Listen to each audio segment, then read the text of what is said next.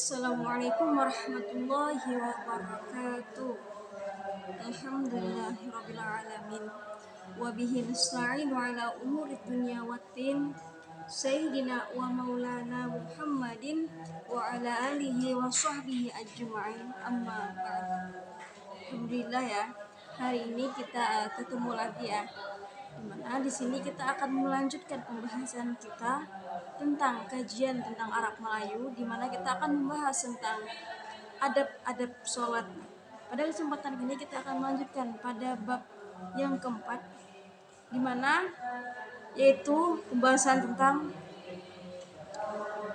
adab-adab setelah selesai daripada sholat berjamaah.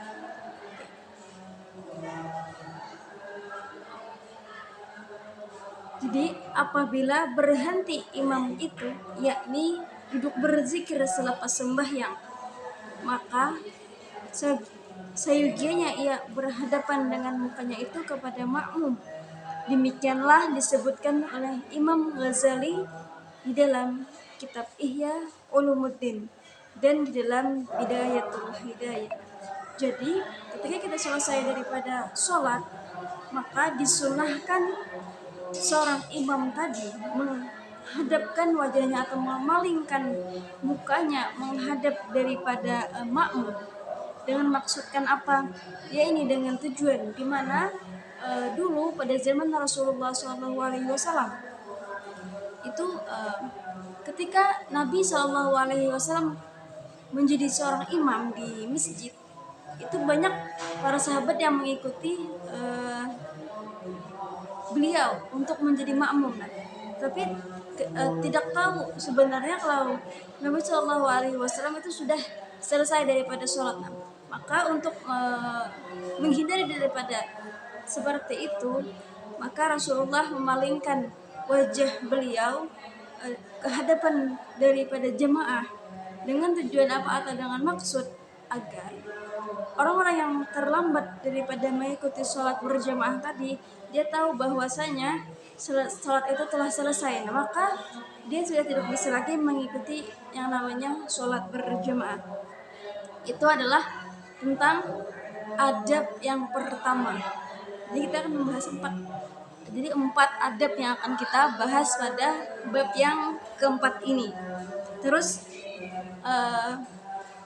adab yang kedua dikatakan di dalam kitabnya, apabila berhenti imam itu, yakni duduk berzikir selepas sembahyang, maka bahwa ia berhadapan dengan mukanya itu kepada makmum. Demikianlah disebutkan oleh imam di dalam Ihya Ulumuddin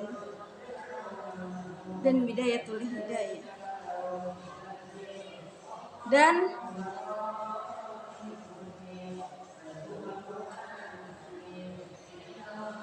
ma'ruf bagi makmum itu berdiri terlebih dahulu daripada imamnya. Jadi kita sebagai makmum ketika mengikuti imam itu makruh hukumnya kita berdiri atau meninggalkan sholat tadi mendahului daripada imam. Apa maksud makruh? Dalam hukum Islam kita tahu ada 5 hukum yang mendasari ajaran kita. Yang pertama ada wajib, yang kedua ada haram, yang ketiga ada sunnah, yang keempat ada makruh, dan yang kelima ada mubah. Nah, jadi di sini dikatakan kalau tadi hukumnya adalah makruh bagi imam untuk meninggalkan sholat berjamaah tadi berdahulu atau mendahului daripada si imam. Maka kalau kita wajib, berarti itu ketika kita mengerjakan kita akan mendapatkan pahala, dan ketika kita meninggalkan maka kita akan mendapatkan sebuah dosa atau hukuman atau punishment daripada apa yang kita tinggalkan. Terus ada haram. Haram ini apa maksud daripada haram? Yaitu haram dimaksudkan di sini adalah ketika kita mengerjakan itu akan mendapatkan sebuah dosa atau mendapatkan sebuah punishment. Tapi ketika kita meninggalkan daripada pekerjaan ini tadi, kita akan mendapatkan sebuah hadiah atau pahala dari Allah Subhanahu wa taala. Sedangkan hukum daripada sunnah, itu adalah sunnah atau kalau kita katakan adalah sebagai sebuah anjuran atau sesuatu yang kita kerjakan itu mendapatkan pahala. Tapi kalau kita tinggalkan itu tidak akan mendapatkan dosa atau punishment dari Allah Subhanahu wa taala. Tapi kita tetap mendapatkan ganjaran dari apa yang kita telah kerjakan. Terus ada yang makruh. Makruh itu ketika kita kerjakan tidak mendapatkan dosa atau punishment, tetapi ketika kita kerjakan itu tidak apa-apa. Tapi ketika kalau kita kerjakan juga, kalau kita masih bisa menggawe atau masih susah untuk mengerjakan itu, kita tidak, tapi itu lebih baik ditinggalkan. Tetapi kalau kita tidak bisa meninggalkan, tidak masalah, aku tidak akan mendapatkan sebuah dosa daripada pekerjaan yang kita lakukan, tapi lebih baik ditinggalkan saja. Terus ada yang hukum yang kelima, yaitu mubah. Apa maksud daripada mubah ini? Jadi mubah itu adalah suatu pekerjaan atau kegiatan yang kita lakukan tidak mendapatkan apa-apa, dikerjakan gak ada apa-apa, ditinggalkan juga gak masalah. Maksudnya gimana? Contohnya kita makan, hukum makan tuh nggak ada, tetapi dia cuma mubah, dikerjakan juga nggak masalah, kita tinggalkan juga nggak masalah. Tapi makan ini bisa menjadi sesuatu yang mendapatkan pahala atau menjadi wajib ketika kita niatkan. Pertama, misal kita makan zuhur untuk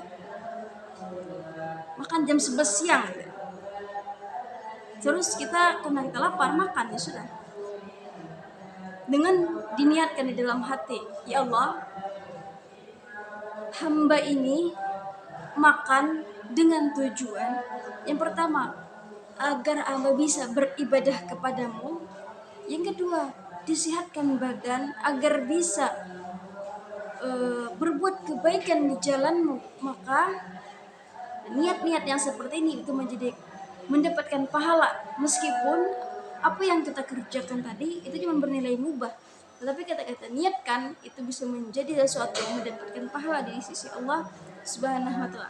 Jadi ada banyak bermacam-macam contoh ya. Sesuatu yang memang nggak ada artinya sebenarnya atau nggak ada apa-apa di dalam agama itu nggak dipermasalahkan. Tapi ketika kita mengerjakan itu dengan niat karena Allah, maka di situ Anda akan mendapatkan yang namanya sebuah imbalan dari Allah Subhanahu wa taala berkat ketulusan niat yang kita gumamkan di dalam hati kita.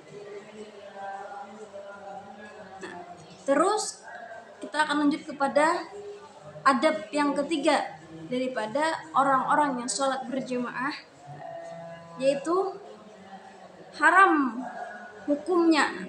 Kita sudah bahas tadi ya, haram hukumnya. Lalu pada hadapan orang yang sembahyang, padahal ada di hadapannya orang yang sembahyang itu tiang. Kenapa? Kalau sudah ada tiang di hadapannya dia itu, kita masih saja memaksakan untuk lewat, maka sungguh orang ini dikatakan di dalam kitab ini adalah orang yang beringas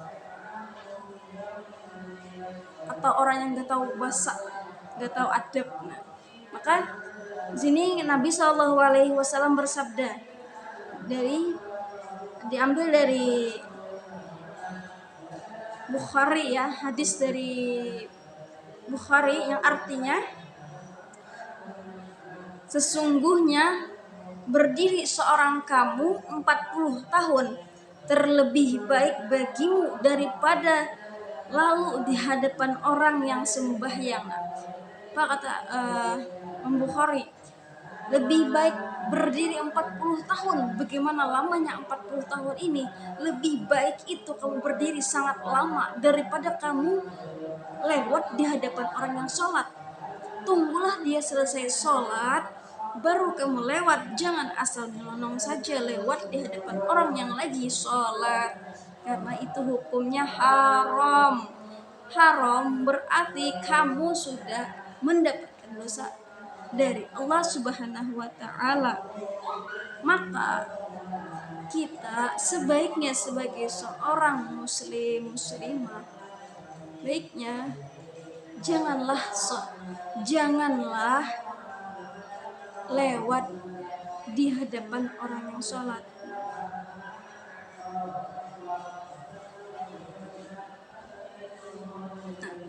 Tetapi ya kan, jika tidak ada sesuatu di hadapan yang tidak ada ya, misalnya tidak ada dinding atau apa sejadah gitu, nah ya kan, tidak ada sesuatu di hadapan orang yang sembahyang itu, maka makruh saja kita makruh lalu pada hadapan orang itu. Nah, maka kita yang sholat diusahakan kita untuk bisa lah mendekat kepada dinding, nah agar menjauhkan orang-orang untuk lewat di hadapan kita. Kalau tidak bisa juga, misalnya jauh daripada dinding, maka amparkanlah sejadah atau tanda sajalah bahwasanya kita lagi sholat, agar tempat kita tuh tidak dilewatin oleh orang. Terserah itu dari apa, mau itu goresan, tas saja di depan, pada intinya ada menandakan tempat kita, bahwasanya tempat yang kita taruh itulah batasan daripada kita untuk melaksanakan sholat. Jadi orang yang lewat tidak boleh melewati daripada apa yang kita gariskan tadi, atau sejadah kita tadi yang kita hamparkan. Jadi maksud di sini yang nggak boleh lewat di hadapan orang yang sholat adalah tidak boleh di depannya, misalnya sudah ada situ dihamparkan sajadah di hadapannya, tetapi orang ini masih memaksa untuk lewat. Nah, itu yang dikatakan haram. Tetapi kalau kita lewat di depan dia tapi sudah agak jauh gitu ya, nggak menginjak sejadah dia, nah maka itu makruh saja hukumnya kita lewat. Jadi boleh saja hukumnya kita melewati orang yang sholat tadi.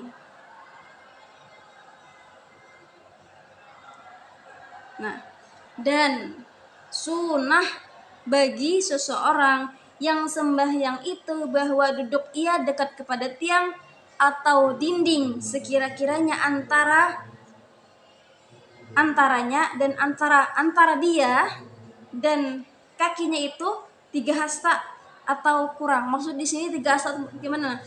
Kita kan sudah tahu ya, sejadah itu kalau kita ukur-ukur itu sudah mencakup 3 hasta. Kalau kita tanya ya, bagaimana dengan anak kecil? Nah, itu kan sudah ada sejadah yang ukurannya untuk anak kecil mungkin sudah 3 hasta. Jadi kita sudah tidak perlu repot lagi ya mengukur 3 hasta itu gimana. Sejadah itu sudah cukup buat kita untuk mengukur lah, karena sudah ada kan ukuran sejadah yang untuk dewasa, untuk anak-anak gitu ya kan. Jadi kita nggak perlu repot-repot lagi, karena sejadah yang ada itu memang sudah 3 hasta. Berbeda dengan orang yang sudah dewasa tapi menggunakan sejadah daripada anak-anak, itu bukan 3 hasta namanya. Lanjutkan ya nak. Maka jikalau tiada mewadahi akan demikian itu, maka sunnah ditaruhnya pada hadapannya itu. Nah, jadi sunnah ditaruh di hadapan dia yang lagi sholat tadi gitu ya kan. Nah, sesuatu yang menggihakkan akan orang yang lalu di hadapannya itu. Sunnah ya menaruh sesuatu di depan kita agar itu tidak dilewatkan oleh orang lain. Nah, maka jikalau tiada dapat yang demikian itu, maka dihamparkan tempat sembahyang, yaitu sajadah. Itulah yang mungkin memudahkan kita ya, sajadah. Apa guna sajadah ya? Itu tadi untuk mengukur kita sholat agar orang itu tahu batasan kita sholat itu di mana. Jadi dia tidak sembarang lewat tempat kita yang kita gunakan untuk sholat. Itulah gunanya sejadah, untuk mencegah orang lewat daripada atau menjagakan kita untuk sholat. Nah dan kata-kata daripada Imam Ghazali ya, beliau berkata, nah, dalam sebuah hadis yang artinya gini. Dan tiang, nah, kalau emang gak ada, kalau kita sholat tiang bisa ditaruh di depan, dan dinding atau kita dekat dinding, dan goresan atau kita garis, misalnya kita tuh lagi sholat untuk sejadah nggak punya, dinding juga jauh misalnya kan, tiang juga nggak ada, oh terus gimana, yaudah goreskan saja yang menjadi tempat batasan kita sholat, gariskan seret, nah itu sudah selesai. Dan kain atau tikar tempat sembahyang terhampar itu semuanya. Jadi bagi orang yang sembahyang disunahkan ya untuk meletakkan sesuatu di depannya.